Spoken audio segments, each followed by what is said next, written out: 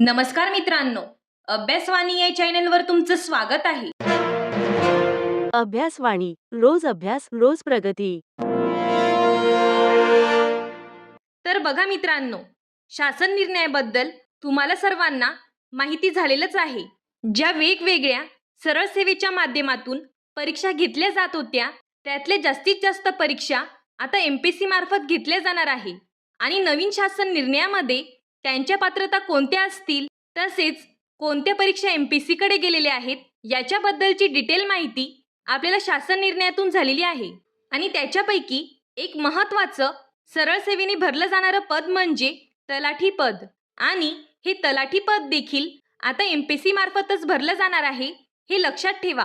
तलाठीला आता नव्याने ग्राम महसूल अधिकारी असं म्हटलं जातं. त्यामुळे ज्यांनी तो शासन निर्णय पाहिला असेल त्याच्यात तुम्हाला ग्राम महसूल अधिकारी हे पद जे आहे ते गट क दर्जाचं आहे आणि हे आता MPSC मार्फत भरलं जाणार आहे, हे त्या ठिकाणी पाहायला मिळेल. मग आता MPSC कडे तलाठीची परीक्षा गेल्यानंतर नवीन परीक्षा पद्धत कशा पद्धतीने असेल, अभ्यासक्रमामध्ये काही बदल होईल का, प्री मेन्स या 2 परीक्षा असणार की एकच परीक्षा असणार, जाहिरात कधी येणार आणि एकूण पदं किती असणार, या संदर्भात आपण डिटेलमध्ये या व्हिडिओमध्ये पाहणार आहोत. आणि हा व्हिडिओ पाहिल्यानंतर नक्कीच तुमच्या मनामधले जवळपास सर्व डाऊट्स क्लिअर होतील. आता ही भरती प्रक्रिया कधीपर्यंत होणार आहे, तर बघा मित्रांनो, कोणत्याही परिस्थितीमध्ये लोकसेवा आयोगाला 8 मे पर्यंत मागणीपत्र पाठवायचे आहे. विभागीय आयुक्ताला निर्देश दिले आहेत की ग्राम महसूल अधिकारी म्हणजे तलाठी भरतीचं मागणीपत्र जे आहे ते आयोगाकडे पाठवणे. कारण बघा, MPSC ज्या परीक्षा घेते त्याच्या अगोदर त्या विभागाला आयोगाकडे पाठवावं लागतं आणि त्यानुसार ते वेळापत्रक बनवतं आणि परीक्षा घेत असतं.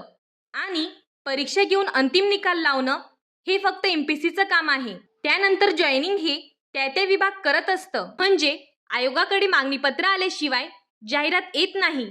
म्हणजे मागणीपत्र MPSC कडे गेल्यानंतर 8 मे नंतर कधीही जाहिरात येऊ शकते. आता अजून एक म्हणजे राज्य सरकारचा जो नवीन GR आला आहे, या शासन निर्णयामध्ये प्रशासकीय विभागांनी करावयाची कारवाई म्हणजे यात काय सांगितलं आहे, बिंदू नामावली तयार करणं आणि MPSC कडे मागणीपत्र पाठवणं, याच्यासाठी त्या संबंधित विभागाला 1 महिन्याचा कालावधी दिला आहे. म्हणजे बघा, फक्त तलाठी भरती नाही तर जी मेगा भरती घेतली जाणार आहे त्याची मागणीपत्र 1 महिन्याच्या आत MPSC कडे जाईल. आणि त्यानंतर तलाठी बरोबरच वेगवेगळ्या विभागाच्या परीक्षा सुद्धा राबवल्या जातील. आता या परीक्षा कशा असतील हे आपण पुढे डिस्कस करणारच आहोत. पण बघा, हा शासन निर्णय आहे, ही अफवा नाही. त्यामुळे तुम्हाला कसा अभ्यास करायचा, किती सिरियस व्हायचं हे तुमच्यावर आहे. आता सरळ सेवा परीक्षा नव्याने MPSC कडे गेली तर पात्रतेत काही बदल होणार का, तर नाही, पात्रतेत काहीही बदल होणार नाही. 38 वर्षांपर्यंत वयोमर्यादा असणार आहे आणि कॅटेगरीमध्ये असेल तर 43 वर्षांपर्यंत तुम्ही फॉर्म भरू शकणार. तसंच कोणतीही पदवी तुमच्याकडे असणं गरजेचं आहे. पहिली पात्रता हीच होती आणि आता पण हीच आहे. आता पुढचा महत्त्वाचा प्रश्न आहे परीक्षा पद्धत.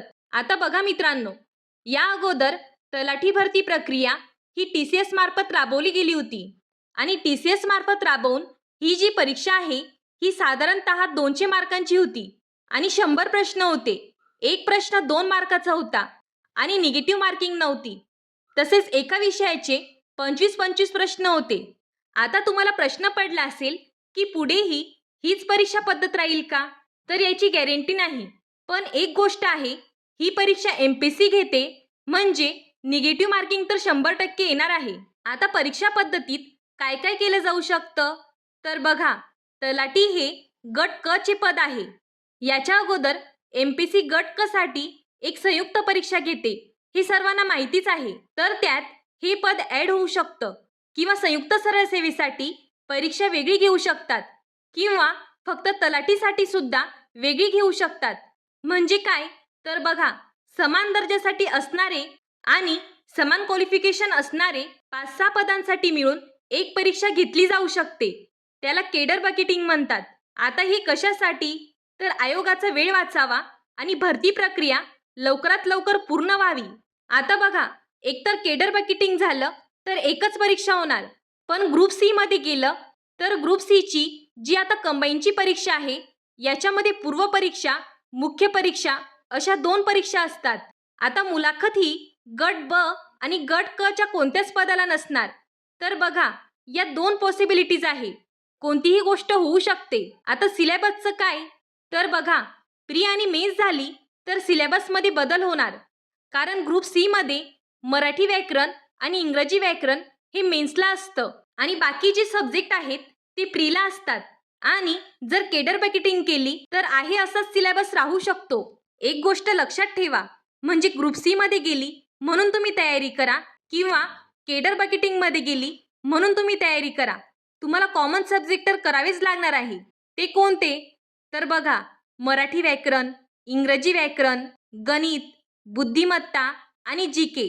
त्यामुळे हा डिसिजन अजून फायनल झाला नाही.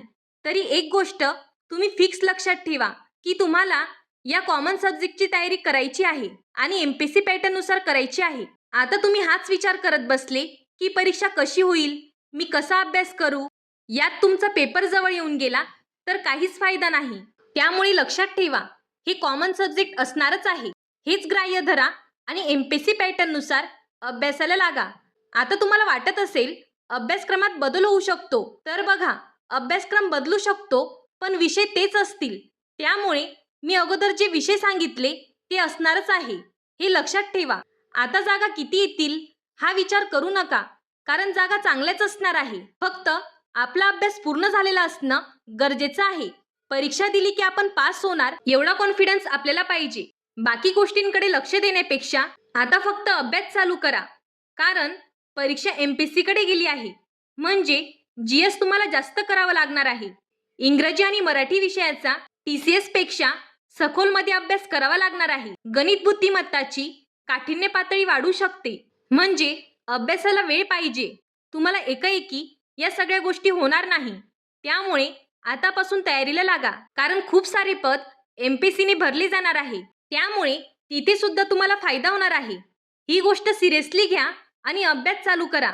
अभ्यास करताना एमपीएससीचे पीवायक्यू बघा, कसे प्रश्न आले आहे ते बघा. त्याच्यानंतर संदर्भ ग्रंथ कोणते कोणते महत्त्वाचे आहे ते घ्या, किंवा सध्या तुम्ही एखादी स्पेसिफिक पुस्तक घेऊन सुद्धा अभ्यास करू शकतात. फक्त अभ्यासाला सुरुवात करा. अजून या व्यतिरिक्त तुमचे काही डाऊट्स असतील तर ते तुम्ही कमेंट बॉक्समध्ये विचारू शकता. धन्यवाद. अभ्यासवाणी. रोज अभ्यास, रोज प्रगती.